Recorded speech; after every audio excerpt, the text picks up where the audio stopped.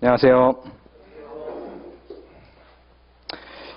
제가 강의 시간을 조금 놓쳐서 정말 죄송합니다. 하다 보니까 이렇게 또 보완한 작업이 조금 시간이 더 걸렸습니다. 자, 여러분들 이 책을 보시는 방법은 여러분들 먼저 우리 계속 기출 하는데 제가 기출 문제를 따로 나와드리진 않지만 보면은 최근 시험을 보게 되면 우리 당사자 파트에서 요즘에 한 7, 8년 사이에 보면은 한 거의 5번, 6번 계속 나오고 있죠. 그러니까 어떻게 보면은 매번 한 번도 안 빠졌다고 보시면 됩니다. 그리고 이 당사자 파트에다가 소의 이익을 갖다가 결합을 시켜서 우리가 이제 시험에서 매번 문제를 묻고 있어요. 그리고 이게 거의 우리 시험에 한 40에서 50%를 거의 육박합니다. 그죠? 그래서 맨날 우리 당사자 적격, 부기등기 말소, 가압류, 추심명령 이런 것들이 결합된 게 거의 여러분들 우리 시험에서 40%까지 50%까지 차지를 해요. 그래서 매번 이게 정말 시험에 이렇게 나오고 여기 이제 대의소송, 당사자 적격 이런 부분이 다 들어가는 겁니다. 그래서 이게 그렇고 그러면은 여러분들 앞에 그 당사자 파트라든가 소의 이익이라든가 이 부분이 사실상 앞쪽에 한 2, 300페이지를 잡는데 그게 거기서 정말 압도적으로 시험 문제가 높고 자, 소송의 개시를 가르치면은 그래서 이게 중복소송이라든가 처음에 나오는 게 중복소송이 있고 또 뭐가 있습니까? 쭉 넘어가면 나올 거 없어요. 그래서 또 변론 같은 데 가가지고 변론에서는 정말 우리 시험에 거의 안 나오고 있습니다. 작년에 이제 변론주의가 간접적으로 출제된 건데 그거 외에는 변론에서 결국은 당사자 사망밖에 또 안 나옵니다. 그죠? 우리 시험에 보면은 당사자 사망이라든가 송달이라든가 그래서 요게 최근에 한 번 나왔고 당사자 사망이 한 번 정도 나왔고 그렇죠?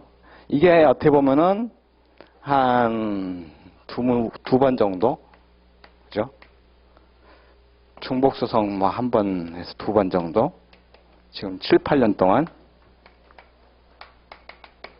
그렇고 또 우리 보면은 변론이 끝나면 증거 갑니다. 자, 증거를 보니까 자, 우리 재판상 자백이 시험에 나와야 되는데 재판상 자백이 나왔다고 볼 수도 있고 안 나왔다고도 볼 수 있는데 여하튼 이 자백 문제하고 서증을 엮어서 문제를 냈는데 이게 한 2번 정도밖에 또 안 됩니다. 그리고 나서 기판력이 나오는데 이 기판력은 한 7, 8년 동안 5에서 6회입니다. 그죠? 거의 뭐하고 똑같습니까? 얘하고 압도적입니다. 그죠? 요즘 우리 시험의 특징은 뭡니까? 기판력하고 당사자 소의 이익 여기서 거의 시험이 집중적으로 출제가 되고 있고 그 다음에 또 뭐가 있죠? 병합소송인데 당사자 병합소송인데 이 부분에 대해서는 사실 반소에서 한두 번 반소 직접적인 문제라고 하긴 좀 그렇지만 하여튼 한두 번 정도를 잡고 있는 배점도 작죠. 반소하고 또 뭐가 있습니까? 필수적 공동 또는 통상 공동에서 한 2번에서 3번 정도 나왔습니다. 그죠? 2번에서 3번 정도 나오고 그리고는 땡입니다. 시험이 그 뒤로 나온 적이 없습니다. 시험이 어떻게 보면은 정말 가혹하죠. 여러분들 이게 답니다. 그래서 정말 얼마나 웃기냐면은 이를테면 사법시험 같은 경우는 한 해에 시험 출제되는 게 어떻습니까? 다 나옵니다. 당사자에서도 한 문제, 변론 여기서도 한 문제, 증거에서도 한 문제, 기판력도 한 문제, 병합소송에서도 한 문제. 어떻게 보면 2시간 동안 시험을 보는데 전범위가 다 나옵니다. 한마디로 상소까지 다 나오는데 우리 시험은 정말로 문제 그 개수가 엄청 작다는 거죠. 같고 범위도 상당히 좁혀져 있습니다. 그래서 여러분들이 어떻게 보면은 집중을 기출문제라든가 잘 준비를 하셔서 공부를 어떻게 될지를 잘 정을 해야 됩니다. 자, 그래서 이게 약간 넓게 이렇게 둥그렇게 이렇게 얘기를 말씀드렸는데, 지금 현실적으로 주제로 따지면 이런 거고, 모든 시험이 뭡니까? 예 아니면 뭐 공부하지 말라는 뜻입니다. 한마디로 채권자 대의 사안을 만들어 놓고 이런 것들을 다 묻고 있습니다. 당사자부터 시작해서 이런 것들을 다 이런 식으로 다 묻고 있어요. 기판자까지 전부 다. 그래서 여러분들이 채권자 대의 소송에 익숙해지는 게 급선무고 그렇지 뭐. 그래서 대의 소송과 관련해서 당사자 적격이라든가 중복 소송이라든가 뭐 그런 식으로 묻고 있고, 뭐 그런 경우에 뭐 서증 같은 걸 내면서 이제 증거서류도 뭐 이렇게 묻고 있고 이렇게 한데, 여하튼 그래서 정말로 시험법으로만 따지게 되면 너무 좁습니다. 좁고 공부할 게 정말로 작아지는 거예요. 그래서 자, 제가 지금 여기서 드리는 말씀은 계속 말씀드리지만 민사소송법 공부를 지금까지 잘 해왔든 못 해왔든 아무런 상관이 없다. 사실상 말씀드리면 뭡니까? 결국은 제가 보기엔 물론 열심히 하오셨고 이렇게 하신 분들이 훨씬 유리하지만 지금 단계가 뭐 심리적으로 밀릴 단계가 전혀 아니라는 걸 말씀드리는 겁니다. 왜냐하면은 내가 느기적 뭐 이렇게 시행착오도 겪어왔고 많이 해왔지만 어떻습니까? 결국 우리가 시험에서 제가 보기에는 한 50에서 100페이지밖에 안 돼요. 이렇게 따지면 이시훈 선생님 책에 나오는 부분을 갖다가 정말로 그냥 시험 나오는 부분만 딱 추적해버리면 100페이지 안쪽입니다. 이렇게 되면 심하게 얘기하면은. 심하게 가면 이런 상황밖에 도출이 안 돼요. 왜냐하면은 여러분들 7, 8년짜리 그 기초문제를 갖다 놓고 정말로 이시훈 선생님 책에 갖다 놓고 붙여보세요. 붙여보시면은 어디로 기일되는지 정말로. 왜 그러냐면은 당사자 적격 외에는 없더라. 시험에서. 앞에서 그래요. 당사자 적격 외에는 우리 시험에서 당사자 사망하고 당사자 적격밖에 없고, 그리고 앞에 그 소의 이익 파트에 가서 소의 이익에서 몇 페이지 있죠. 한 5페이지. 그거 외에는 또 없습니다. 그게 사실 여기까지 다 차지하는 거 아닙니까? 여기서 매번. 그래서 당사자 적격에 뭐 그 몇 문제 몇 페이지 하고 한 10페이지 암쪽도 하고, 소의 이익에서 한 또 10페이지 안쪽하고,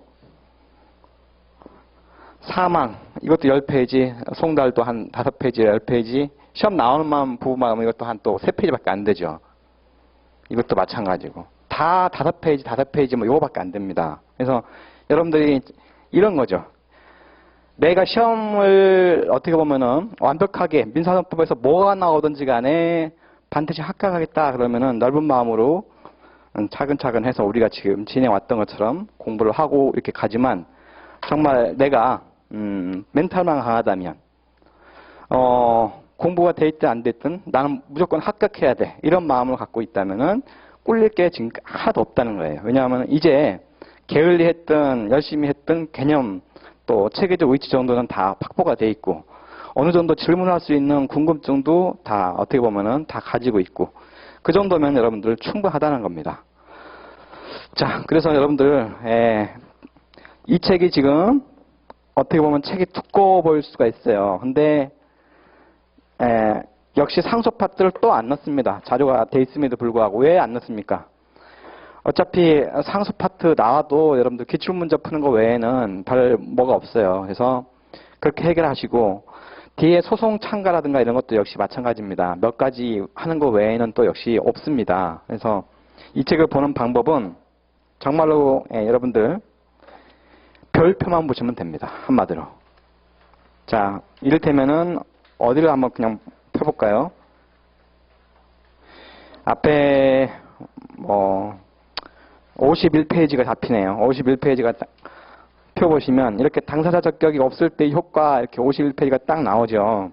그러면은 삽이 3개가 되어 있습니다. 무엇입니까? 여러분들 요 스페이드 표시는 여러분들 시험이 잘 나온다는 것이에요. 한마디로 이 파트를 보라는 겁니다. 어차피 공부가 지금 되어 있기 때문에 이 파트를 보시면서 이걸 쭉 읽을 수 있는 방법도 있지만 어떻게 읽으라는 겁니까? 바로 볼트체 굵은 글씨 별표만 보시라는 겁니다. 한마디로. 그렇게 하시면 이 책을 여러분들 빨리 읽어낼 수가 있어요. 그렇게 해서 이렇게 하게 되면 시간적으로 여러분들 얼마만큼 세이브가 될지 여러분들 아십시오. 그러면은 이게 이런 효과가 있습니다. 이 책은 그렇다고 해서 단순 요약집도 아닙니다. 왜냐하면은 여러분들이 사실관계 파악을 위해서 중요한 그런 부분들은 또 사실관계를 그냥 심하게 또 넣습니다. 넣기 때문에 우리가 기존에 있던 그 판례집, 두꺼운 판례집만큼은 아니더라도 흔히 얘기해서 여러분들이 사실관계가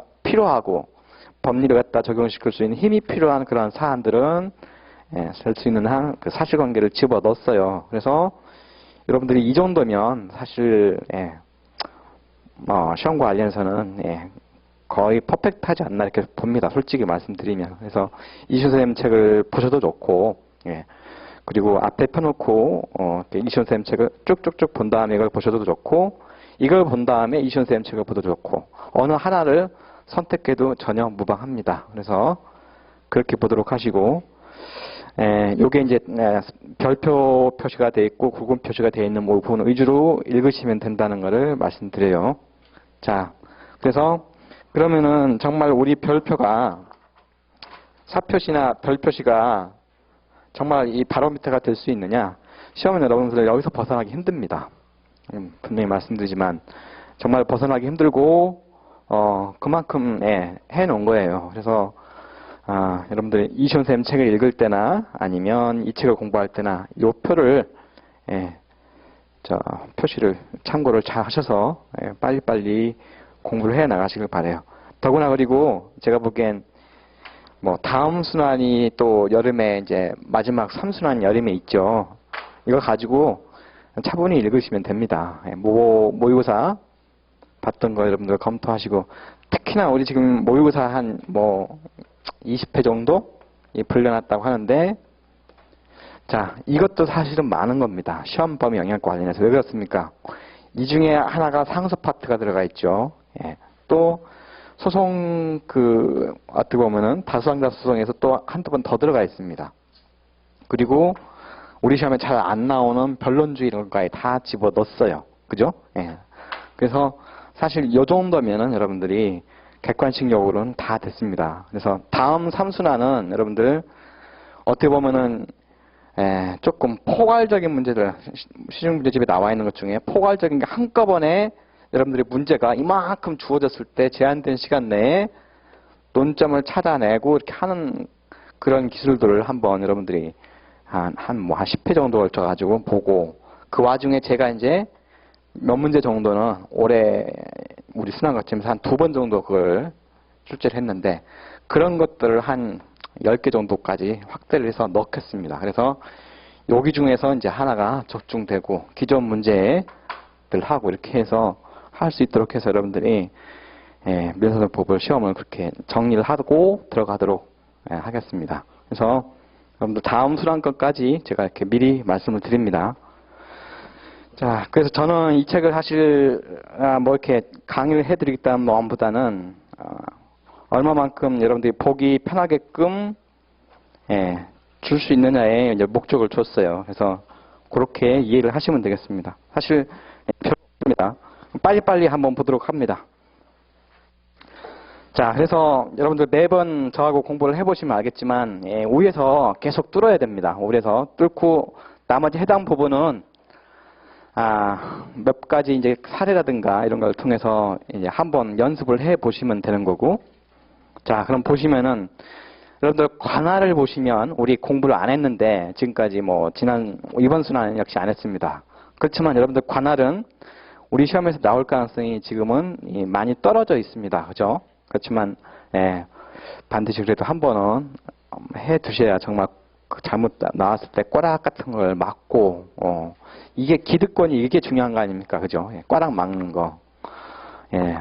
불이타다 이렇게 하시면 안 됩니다. 그래서 기본적인 법리를 차분하게 익히시는 겁니다. 그래서 이 책은 많이 빠져있는 듯 하면서도 사실 시험과 관련된 것들은 충분히 다루고 있어요. 그래서 관할이 나오면 결국은 말씀드렸지만 합의 관할이라든가 이게 가장 많이 나오고 또 변론 관할이라든가 지금 법정 관할 법원이 있는데 거기에 대해서 어떤 하나의 그 관할을 갖다가 합의한다든가 이랬을 때 또 그 외에 변론 관할이라든가 이런 것들을 물어옵니다. 근데 우리 시험을 출제를 봤을 때는 관할을 갖다가 변론 관할까지 묻고 막 이런 식으로 하는 것들은 배점이 너무 커지기 때문에 조금 그렇습니다. 그래서 끼껏해야 시험에 나오는 게 이제 제가 보기에는 다른 시험처럼 그냥 합의 관할 묻는 정도가 아닐까 싶습니다. 왜냐하면 관할을 갖다가 포괄적으로 묻게 되면 민사소송법 전반을 물어볼 수가 없습니다. 끼껏해야 이제 우리 어떻게 보면 50점에서 70점 배점이 주어지는데 그만큼 여유가 없습니다. 그래서 여러분들이 굳이 관할을 공부를 하실 때 어떻게 가셔야 되는 겁니까? 결국 합의 관할이든 변론 관할이든 나오게 되면 법정 관할 법원 중 가장 핵심 거리가 뭡니까? 합의 관할에서 법정 관할 법원 중 하나의 법원을 선택했을 때 하나의 법원을 합의했을 때 이게 부가적 합의다. 이게 전속적 합의다. 또는 부가적 합의다를 판단할 수 있어야 되는데 이게 합의 관할의 모든 거 아닙니까? 그리고 이제 합의 관할의 이제 법적 효과의 승계인 부분 문제가 이제 요즘에 유행 주제인데 여하튼 가장 중요한 건 이겁니다. 전속적 합의냐 부가적 합의냐. 근데 요거를 선택을 하려면은 뭐가 법정 관할 법원인지를 알아야 되는 거고 그래서 우리가 토지 관할 규정을 잘 알아야 됩니다. 그래서 토지 관할 규정을 또 뭐가 맨날 문제가 됩니까? 대여금이라든가 또는 부동산 소재지라든가 이것들을 찾아낼 수 있어야 되는데나 특히 대여금과 같은 경우에서 원고 주소지가 의무 이행지로 된다는 점, 이 정도 찾아내는 게 끼껏해. 이게 답니다. 관할은 더 이상 뭐 물어볼 게 없습니다. 그 외에는 판례만 추가를 하시면 되겠습니다. 그래서 가장 중요한 토지 관할이 이제 3페이지를 보시면 토지 관할. 그래서 보통 재판적, 특별 재판적이 있는데 보통 재판적이 이제 주소입니다. 두 번 거기에 주소 또는 법인이라면 주된 사무소 이렇게 해서 굵은글씨로 써놨어요. 자, 특별 재판적, 보통 재판적은 그렇고 그 외에 원고의 소송상, 수행상 편의를 위해서 여러 가지 재판적들을 추가해주고 있어요. 그래서 매번 시험 나오는 게 4페이지에 재산상 금전채무 이행에 관한 소 의무이행지입니다. 그죠? 그래서 대여금이라 즉 특정물 인도 청구 이해의 경우에 대해서 채권자의 원고 주소지가 된다는 거. 그래서 원고 주소지하고 뭡니까? 또 피고 주소지하고 둘 중에 하나를 딱 선택하면은 합의를 했다면 그게 전속적 합의로 되는 거죠. 그거를 여러분들이 기억을 하시면 되겠어요. 자, 부동산 등기 의무이행지는 등기소 소재지라고 특별재판적과 관련해서 즉 원고 주소지가 의무이행지가 되는 게 아니라는 점을 2002년 판례에 반드시 기억을 하십니다. 중요한 판례죠. 자, 사무소 영업소 있는 것 그냥 바로 가겠습니다. 자, 불법행위지도 역시 가해지와 손해발생지 각각 모두 불법행위지라는 점 이런 부분만 체크를 해줍니다. 부동산소, 부동산이 있는 곳, 관련재판적 이 관련재판적 같은 경우는 두 번째 단락에 공동소송의 경우에 65조 전문의 경우에도 적용된다는 점을 기억을 해주십니다. 그죠? 그래서 모든 시험이 그렇습니다. 하나의 청구에 대해서 재판적이 있는데 그 외의 경우에 있느냐 관련해서 이렇게 관련재판적 규정까지 또는 변론 관할까지 이렇게 포섭해서 낼 수 있는 그런 것들을 여러분들이 한 번만 연습을 하시면 돼요. 자, 6페이지와 관련해서 여러분들이 합의 관할의 요건들을 반드시 정리해 준다. 1심 2일 관할 합의의 대상인 소송이 특정되었을 것, 합의 방식이 서면일 것, 관할 법원이 특정되었을 것 돼서 우리 각주 1번에 있는 판례가 최근 사법시험에 나와 있고 그게 중요한 판례입니다. 그죠? 원고가 지정하는 법원 이런 것들은 관할 법원이 특정되었다고 볼 수가 없어요. 자, 맨 7페이지에 매번 합의 같은 경우에 부가적 전속적 합의 이게 시험에 나오는 거죠. 그래서 이게 가장 중요합니다. 관할 합의의 효력 최근 변호사 시험에서 모의고사에서 많이 출제가 됐었죠. 그리고 시험에도 한번 나왔습니다. 그래서 8페이지의 효력의 주관적 법에